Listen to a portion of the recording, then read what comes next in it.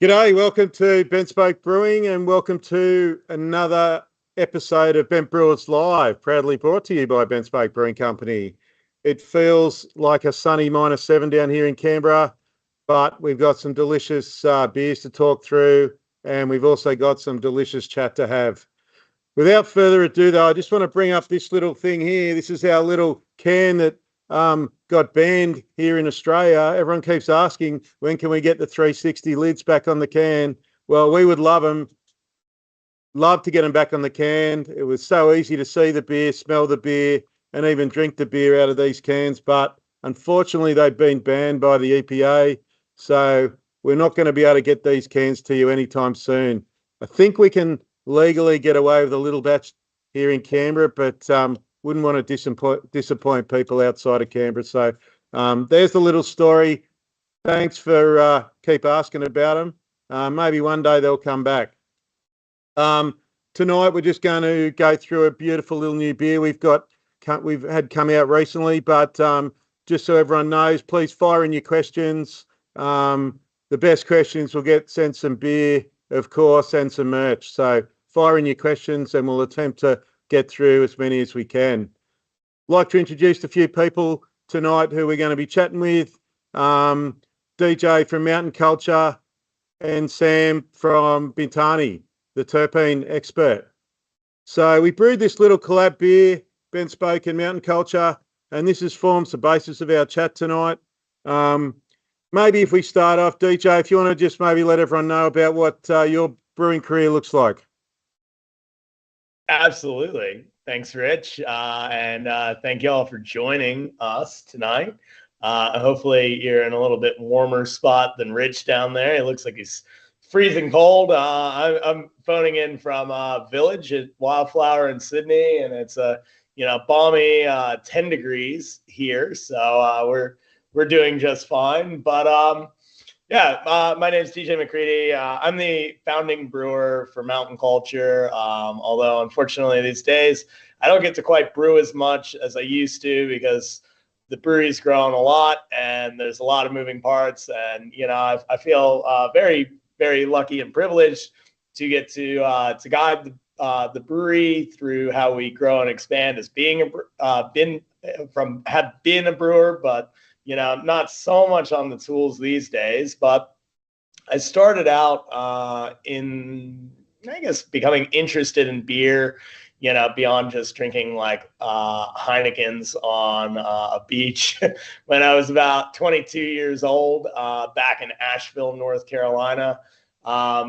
Became a home brewer out of necessity more than, interest in things. Was living there. I had a great job. I was working in mental health, working in the woods with like at-risk youth, and developed a bit of a palate for beer, but basically still didn't know what the hell was the real difference between a lager, an ale, a stout, any of those kind of things.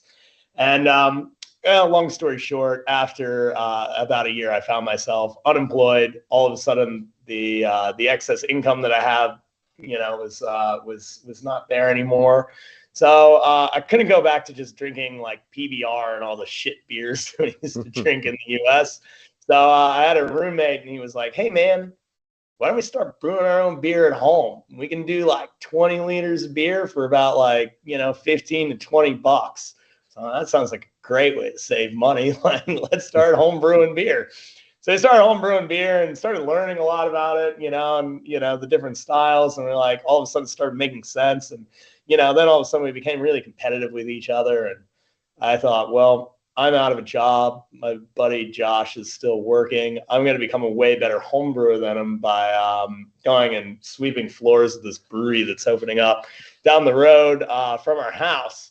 So I annoyed the hell out of him, putting, just basically just showing up every day, being like, I'll work for free. I just want to learn what you guys are doing. I want to just become better at home brewing while I figure out what I want to do with my life. And finally, they gave me a crack at sweeping floors, all the important jobs like putting labels on bottles.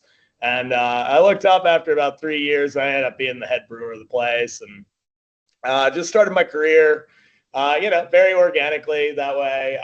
Went and then moved around a lot of the breweries in the U.S. I worked for a larger scale brewery called Oscar Blues for a few years, running their innovation program.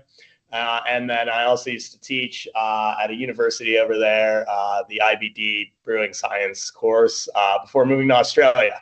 And moved over here and basically jumped into, opening up a brewery in Australia for someone else, and then opened up Mountain Culture off the back of that. So that's it in a nutshell. Sounds great. And Sam, you've been doing a fair bit of brewing as well over the years. A little bit, a bit hard to follow up after DJ, and I think the idea of being the terpene expert is an interesting title. I'll see if I can live up to any of that tonight. It's a bit of a newer thing for me as well. But yeah, I've been in beer for some time. Now I was actually through traveling in the States when I was a bit younger, sort of 2007, 2008, that I got really interested in the beer scene over there off the back of just normal Australian lagers. Started off with a job just flogging kegs to pubs with CUB and learning a bit around the final beer sort of trade back in the day. Originally, my goal was to get into branding and marketing. That's what I'd studied at university. But after chatting with a few brewers, even be it a big industrial brewery, I found the brewers were way more interesting than the marketing people. So that sort of led me to want to get into the brewing sort of side.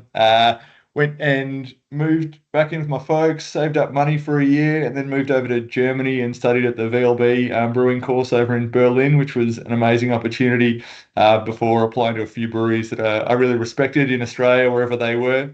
Ended up from that getting a job up at Stone and Wood Brewing that was a amazing honour, and I guess to sort of brew some beers that I really cared about with some great people for a few years up there. And then had the opportunity to come up and set up a little brew pub in Melbourne with Tommy Delmont at the Fixation Brewing Company down here. So a lot of time with that. And then Phil and Dale from Bintani I was looking for a bit of a change, actually, to look at setting up my own brewery. And then in that time, they sort of called and said, why don't you give us 6 months and come and help us out and try and do some technical sales and ingredient stuff with us there. And anyway, the industry's changed a bit since then, and working with a great company in Bintani and been doing technical sales and supporting brewers around the country for the last 3 or 4 years since then. Awesome. Well, if you add your years brewing together, you probably just get close to my 30 years next year. So cheers. Let's talk about this little beer that we did. So we brewed this little black IPA. There's lots of interesting flavors in it. DJ, maybe you want to start out and sort of tell us what you get out of this beer, and maybe a little bit of what you get out of doing a collab as well. Absolutely, man. I guess, to start off with, like, collabs are definitely my favorite part about being in the brewing industry. Like, what drew me to this industry and, why I think I've stuck with it so long is you can never learn everything about making beer. It's one of those like endless pursuits that, I hate the title brewmaster because you just never master it. There's always something to learn. There's always a new way to go about things. There's always more experiments to do. And like, it's a great unknown. But the really cool thing about the industry is that, the people who are like moving it forward are really interested in learning from each other. And, that's why I love doing collabs, is because no matter what it is, like, you're learning something from whoever you're collabing with. And, I think it's one of the most valuable things about, doing them. A lot of people from the business side are like, I don't get why you guys all kind of get together. Aren't you competitors? What the hell are you doing, like, brewing beer together? And it's like, yeah, sure. Like, everybody's trying to make their own stake in, what, they can do as far as growing their businesses. But also, like, the cool part about this business is, like, we're all really passionate about the products that we make, and we want to make those products better. And the best way to make the products better is to learn off of each other. So that's why I really love doing collabs, is because it's a huge learning opportunity and you learn a lot in a short period of time. And then, it's also fun because you get to hang out with guys like Rich and go mountain biking and get drunk. But, as far as this beer goes, Rich and I have been talking for a while about doing something like this and coming up with a collab. And, we wanted to do something interesting. We wanted to do something that was unique, that wasn't, run of the mill of same old that both of us are doing. Black IPA is a bit of a risk, it's a wild style. It's not necessarily the most like in vogue style that's out there, but it's a pretty cool style if you get it right. And I think both of us had the same ideas with it, to where, our philosophies on making these kind of beers are really, like showcasing lots of dankness from the hops, lots of, big notes in the nose, and not having like a lot of competing factors. So it's pretty cool to try this. Like huge risk factor involved with the amount of terpenes that got added to this. Like I saw the recipe originally, I was like, you're a bit of a crazy man wanting to do that. And he was like, yeah, I think you've got it. I think we've tried it. I think this is all looking right. And so we went for it. And I think what's really unique about it is it has that like insanely punchy nose, but still goes with that philosophy that I know both of us really appreciate, where it's not like a muddled, like, oh, it's a stout with a lot of hops. It's actually a black IPA. Like IPA is like, body is supposed to be there, malt character is supposed to be there to showcase the hops and the aromatics and the flavor of the hops that you get. So, yeah, I don't know. And I think that's sort of perfect, sums it up. I think the malt really does play a part in this beer, and it plays a part in the balance of it. I mean, you can play around with all these different hop ingredients, but at the end of the day, you've got to have the malt backbone nailed to really carry all these ingredients. Sam, what do you reckon? Had a chance to have a taste? Yeah, I had a taste, and shared it with a few friends at work when the cans arrived on Monday to us. I was really surprised in, I think, obviously hops at the forefront, but the structure of that beer at a sort of 6% black IPA has really nice malt component to it, but still that sort of refreshing level of finish that makes it very drinkable with it. I noted in there, which maybe Rich can talk about, a few different types of roast malt. I know a lot of my time was quite simple on malt or roast malt inclusions for it, but I think the use of those malts actually gives it something in a really satisfying drinking experience, which is lovely. Aroma wise, I agree with comparing to some of the stouts or that sort of thing, that it absolutely jumps out of the glass. I think hop choice already in there has a lot of those dank elements and that sort of part, but some of those terpene characteristics, it can sometimes be hard to get that elevated hop expression in black IPAs, and I think that using some of that in a thoughtful but sort of restrained way really allows some of the hop profile to elevate and to just have a really aromatic drinking experience, which is lovely. Yeah, cool. We might just quickly fire out our first question too from Calfee18. What's the most important of the 4 base ingredients in beer? I might answer that one. I think all 4 ingredients are equally as important. I mean, beer is 95% plus of water, so you got to make sure your water's really good. The malt really plays a major part, as I just said, in creating the backbone. The hops are the ingredients that you can really use to create those really interesting far out different sort of flavors, which we sort of tried to do with these terpenes. And then at the end of the day, the yeast is what brings it all together and creates helps to create the mouthfeel and just the balance in the beer. So for me, all the ingredients are equally important. Guys, you tend to agree with that? Oh, look, I really think it just depends on the style that you're making. Obviously, like all 4 necessary and important. I think it's really based, for me on like what's going to take the front running position on the beer you're making. Obviously, like there's beers that are going to be extremely malt driven. I think there's a lot of beers that you can cover up a lot of sins with not getting like other parts right by like making super hoppy beers. Like when it was the first beer I ever made, they're like, make a stout because it's pretty easy to get right, and if you screw up part of it, like all the roasting malt covers up a lot of sins. So like, there's I think certain styles obviously have certain ingredients that are taking the driver's seat, but obviously they're all important. Yeah. Yeah, and just to quick add, I'd agree that all ingredients are important, and depending on styles, to different degrees. One thing I've sort of paid a lot more attention to in being in the ingredient supply part over the last few years is mainly the importance of ingredients, particularly on your hops and malt. If you're brewing at home and you have a batch of malt that's a little bit older, or a type of hop that's a little bit oxidized, or that sort of thing, even if it's in that element of the beer, can really take away from the other great aspects of it. So for anyone brewing or looking at their recipe, just to make sure that any of the ingredients, regardless of supply that they're getting with, you're tasting your malt, you're smelling your hops, you're being in tune with those ingredients going in, because that's as equally as important as the mix.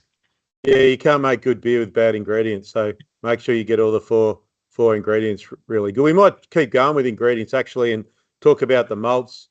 DJ, in one of our conversations we had leading into the recipe, you were cautious on the roast malts, and obviously there's a few different types of roast malts that you can use, whether it's roast barley, roast malt, roasted wheat.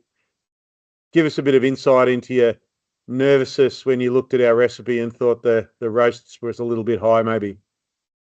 Yeah, 100%. I mean, my philosophy with brewing like a, Cascadian dark ale or a black lager is that, you're really trying to create something that if you were blindfolded, you might not know as dark as in color as it actually is, which I think is, a very kind of, I don't know, it's a fun party trick. And, but on top of that, like, I really, again, like my philosophy with brewing beer is that one thing is really highlighted in the product, like one thing takes center stage. And what I'm always worried about is, two competing forces. So like saying like, oh, roast malt, don't get me wrong, roast malt's awesome. Like beers with roast malt in them, like big imperial stouts, all of that, like epic, so good. And then like big hoppy beers, obviously, like we love brewing hoppy beers. We brew a lot of hoppy beers. But like that's usually the like, hey, that's gonna take center stage. Like we're making a big hoppy beer. Yeah. So like when you're kind of like, my fear is always like blending two really strong elements together with making one of these beers. So like our traditional way of doing it is we very much focus on like debittered malt that gives that color but doesn't necessarily give roast, doesn't have like competing factors like, oh, it tastes like coffee and hops in a recipe. So yeah, no, good. Well, we are talking about terpenes tonight, and we probably should learn a little bit about what they are. So Sam, what actually are terpenes? Good question, Rich. So terpenes are basically hydrocarbons that exist in plants and animals that give big aromas for it. So very small molecules that constitute carbon and hydrogen. You've also got terpenoids that have an oxygen component in them, and they're sort of the aromatic component, in particularly plants, vegetables, herbs and spices and that sort of thing, particularly hops as well.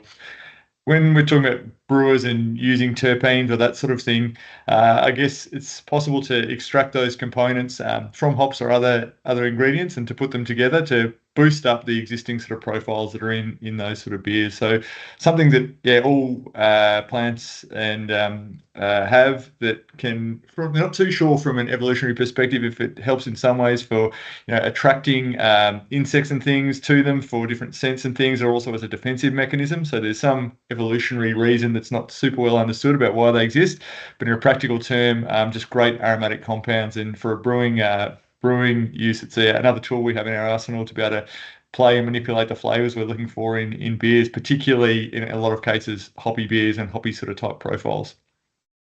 Yeah, well, look, most people know about hop oils, and now thiols are starting to become more widely sort of activated and used, and also terpenes.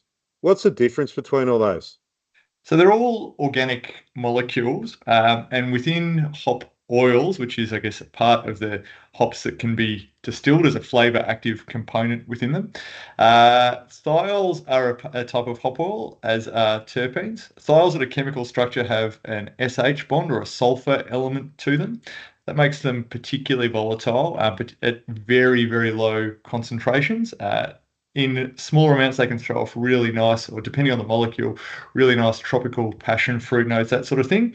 But other molecules can get sort of skunky, onion, garlic, and that sort of thing. The hops themselves change over their picking windows and things within that. So they're a great tool in thiols, one of the oils that can be positive or negative.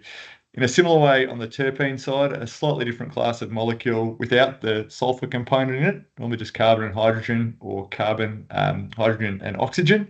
That's a different class of compounds. They can be tropical, fruity, floral, all those sort of elements that you'll get from hops in different classifications of them, sometimes spicy and things as well. And they correlate with other things from the plant kingdom. So like your lavenders and sage and rose and those sort of flavors are often driven by terpene compounds as well. So together they all form the essential oil component, particularly of hops, but also other plants and that sort of thing, but just slightly different in their chemical makeup and the flavors that come about. In terms of quantification of them, I think there's been around about 30,000 different types of terpenes profiled, and thiols as well. And when we consider there's, hundreds of different hop varieties on the market at the moment, and all these different combinations, just a huge world of different flavor contributions from both the terpenes and thiols. Yeah, awesome. So you get the hops, and now we've got to get them into beer. Not expecting you to give away all your secrets there, DJ, but maybe if you can just highlight some of your thoughts around your dry hopping or adding hops to beer processes. Oh man, how long do you have? Well, this is quite an endless topic, and again, as I mentioned, why I love making beer is that you never actually figure it out. Yeah. So we've changed around a lot, and depending on the beer that we're making, it changes a lot. For traditional IPAs, we're, I guess, we're going pretty heavy whirlpool focused, pretty heavy dry hop focused. We mess around with doing a little bit of liquid extracts every once in a while on like a knockout into the fermenter addition. But for the most part, like, I guess it just depends on the style that we're trying to create. Like, a big buzzword these days with New England IPA brewing is the hop creep. That we're trying to always manage how we incorporate really high amounts of dry hops into those beers without having like a re-fermentation that can happen after diacetyl rest, which sometimes could happen in can, is a big issue that we're facing with that. So we've changed things around because like hop production has changed around. All the hop producers are going for lower kiln temperatures, which has been driven by us. But that might also increase the enzyme and the types of enzymes that are now present in hops, which, if you go back 15 years, there was a set temperature for hop kilns. No one was playing around with that.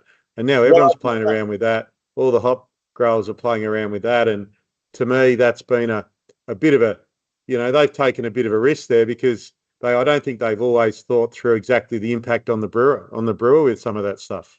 100%, but I mean, like everything comes like, hand in hand. Like we, like our fans that are drinking our beers want bigger, hop aromatics. They want, they want less bitterness. They want, more, in your face hops when they're smelling the beer, tasting the beer. So, then we fly over to Yakima and we go and pick our hops, and well, lo and behold, what kind of hops are we going to pick? We're going to pick the biggest, punchiest, punchiest shit that's out there. So, you know, like and then the hop growers kind of figure out like, oh, what are all these brewers picking? Oh, they're picking this stuff. You know how we get that? We lower the kiln temperature. You know, exactly. So it's you know, it's all being driven by where beer's going. But I think that's what's really cool, because then we have to all figure out how to like execute those flavors, and they've got to figure out how to deliver a product that works for us, that we can deliver a product that works for the folks who are drinking our product. You know, and that's how we advance, and we come up with things like terpenes and, you know, like advanced hop products that wouldn't have existed before. And it makes us all not rest on our laurels. But yeah, man.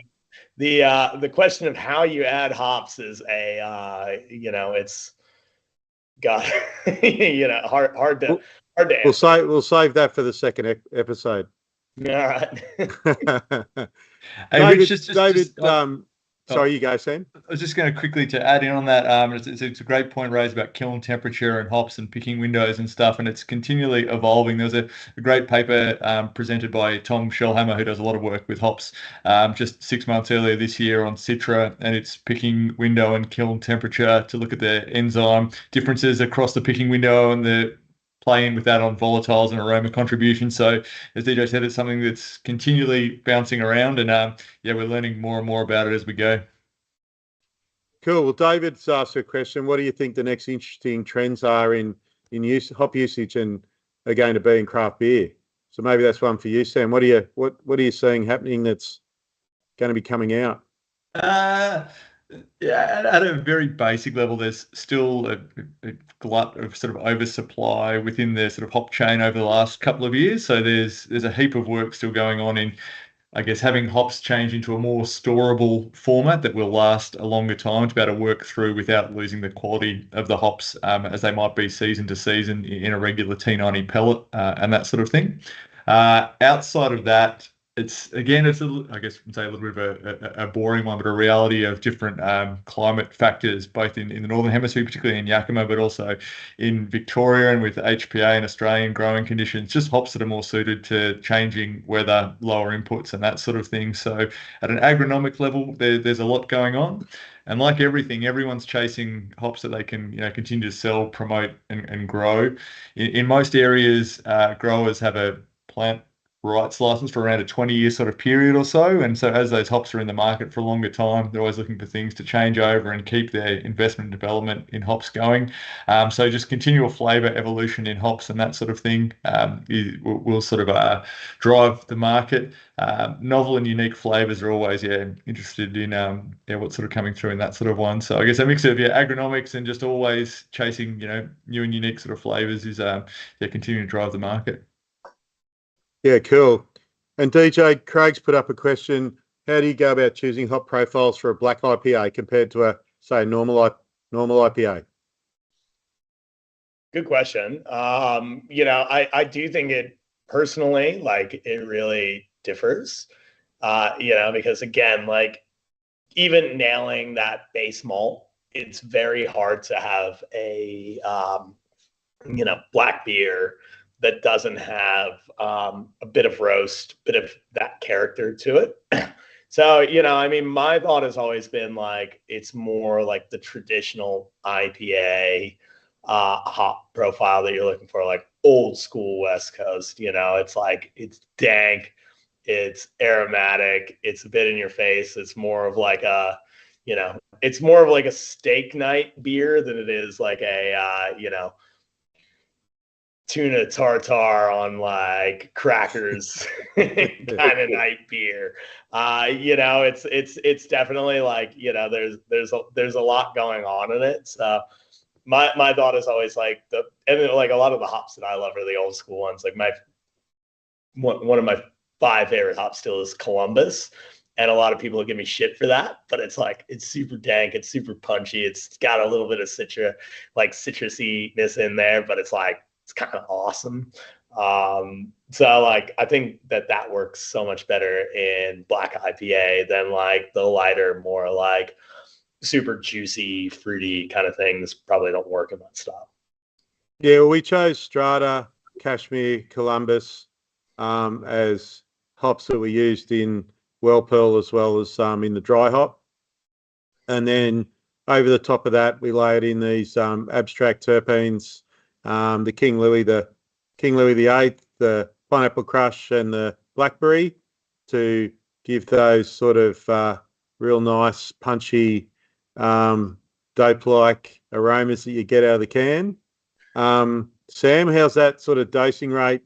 What is a recommended dose rate for brewers out there wanting to use terpenes in their beer? Yeah, so I think just before that, a great choice of hops for that sort of black beer. I'm with DJ on the Columbus sort of front there. Hop I didn't really appreciate as much until being over in Yakima last year for just how intense that can be in expression. And with Strata, that as a base root has a lot of flavor expression of a sort of a cannabis type profile as an underlying sort of current within it. In terms of terpene and dosing rates, I think within this beer also it's important to have in almost all cases an existing dry hop balance and hop flavor and structure in that beer before terpenes play a part. They're definitely a supporting tool, not something that can make a beer by itself in that sort of front. Within the three, you'd sort of mentioned a sort of a range of profiles we've been selling for the last year or so that deliberately target profiles of, I guess, existing cannabis strains. Don't have any cannabis ingredients within them, but mimic the flavors of those sort of profiles quite well. King Louis, particularly dank in a sort of OG profile and really intense. The other one was, I think it was actually the grapefruit kush or the blackberry kush sort of flavor, which is a mix of profile of terpenes that target some fruit characteristics as well as the dankness, and also the pineapple express as well, exhibiting some tropical fruit characteristics in there. So I think in a black IPA where you've got some intense resinous, sulfurous hops in there, then layering with some fruit elements, it works really well. Dose rates, I think we were speaking earlier in this beer, it was about 18 mils per hectolitre, or was it 0.18 mils per litre sort of thing in there, which is in the recommended range of about sort of, 8 to 20 mils per hectolitre as a sort of, I guess, a brewer's range that we sort of dictate to. Well within that sort of profile. I was surprised at that sort of dosing rate, how much that sort of, comes through in a black IPA where it can sometimes be muted by the malt and other hops and that sort of thing. So I think, in that sort of ballpark, it's a lot of bang for buck in that sort of way. If you start going too much higher, you can get a sort of say cloying's the wrong word, but a kind of a coating mouthfeel, and it can start impacting head retention and a few things that become sort of negative within it. But that was one of the things I was really surprised about, was actually the lack of effect to head retention. Because after using some of the other hop products that are on the market, the Incognito or the Spectrum or some of the other oil products, that, whilst they say they don't affect head retention, I sort of think they play a little bit of a part in it. The terpenes didn't affect the foam at all. Yeah, it's pretty minimal, and not to say it's a silver bullet or anything. It certainly will, depending on the beer structure and things underneath in how it's used. But with foam, there's a whole other conversations between foam positive and foam negative elements and that sort of thing. I think having a combination of, good IBUs, a heap of different malts and protein structure in there as well to have a solid foam beforehand, has meant that, it shouldn't impact, in any way at that sort of, 5 to 20 mils a hectolitre dosing rate. Yeah, cool. DJ, doing collabs, you've done shitloads of them. What do you take away from? Are there any techniques or anything that you take away from doing collabs that you've actually implemented in your own brewery? Oh, a million times over. There's been so many things that we've learned from just like, what I actually think is king in a brewery is process. It's never recipe. Like recipes are cheap. Like process is where beer is made. So we've learned a lot from folks that we've collabs with, whether it's like the way we're doing mash regiments, the way we're, handling fermentation, the way we're, dealing with hop creep. We've learned a lot. I mean, we've learned a lot from this one for the amount of terpenes that we can add to a beer. So were you surprised about that? Were you surprised about the aromas that came from the terpenes? Yeah, to be honest, like, I mean, we mess around with a lot. We come out with a lot of different beers. We change things, but like, we also like we really use our limited beer or innovation beer program to kind of hone in on things. So like a lot of times we are making like slight tweaks to where we're like, hey, let's really mess around with like the minerality profile of a beer, but like we're not going crazy reinventing the wheel. And we want to see what happens. We want to see how people respond to it, and if they like it, and if they don't, and if they like it, we're like, cool, we're going to incorporate that in our core range. The amount of terpenes that were in here, like, kind of scared me a bit, where I was like, that's quite a bit. You sure? So like, yeah, knowing that you can get away with that amount is really good information to have. So thank you, Rich. And Sam, do you think are you seeing more people trying to use terpenes in beer? Do you think terpenes are going to be one of the bigger hop additives that people will end up using just because of low dosing rates and probably reliability to actually add flavour, which I find is pretty important because there's a lot of things out there that have hops in them. Sorry, a lot of products out there that have hops, but reliability of consistent flavour. I'm thinking terpenes are going to be able to give you a reliable sort of flavour, which is key to any good beer recipe. Yeah, I think that there's a couple of things within that space which are a lot of, not just the ingredients we're selling, but a lot of companies are looking into with what these sort of products can deliver. I think there's a couple of elements to it. One, in terms of consistency of hop flavor and that sort of thing, probably the best instance of terpenes executed well I've seen at the moment is using it as a contribution of hop profile to extend the shelf life of beer or to help the hoppy presence of beer, particularly from terpenes that are completely derived from hops. So some can be derived from hops, some are from plants, some are from herbs and spices to create all sorts of flavors.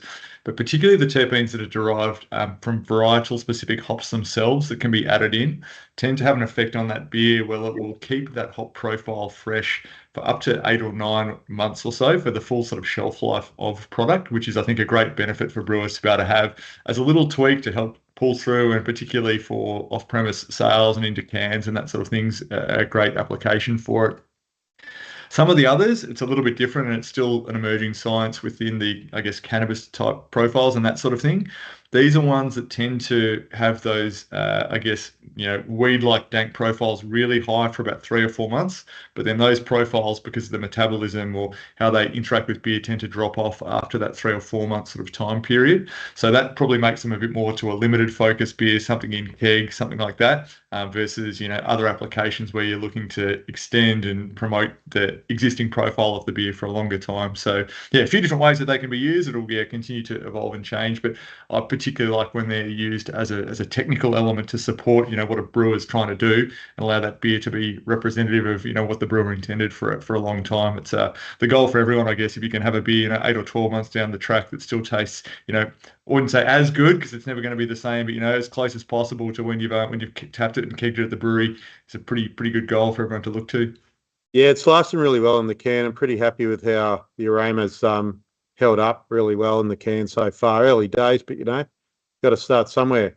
Brad's come in and said, have we tried any other terpene beers? I certainly hadn't tried any other terpene beers before we decided to do this. DJ, did you tried any? Were you a bit worried? Look, we've messed around with like doing terpenes like in small amounts, like in other beers that we've trialed, but never a black IPA, and never nearly as like the quantity that went into this one. Cool. All right. We're getting pretty close to the end. We've got a couple of things to go. What was the hardest part of brewing a terpene IPA?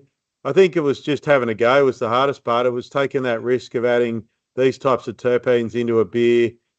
Sure, we had the backbone of the malt, and we also had the nice dank hops there already in the Columbus, the Strata and the Cashmere, but adding the terpenes in was always the hardest part. It was like, how much do you add in? So we just slowly added them in, kept tasting, got our threshold to a point where we're happy that the terpenes were in balance, and and that's where we sort of stopped. We probably could have kept going if we wanted to add more, but then it might have become out of balance and no one was going to drink it. So we thought we got to a good spot.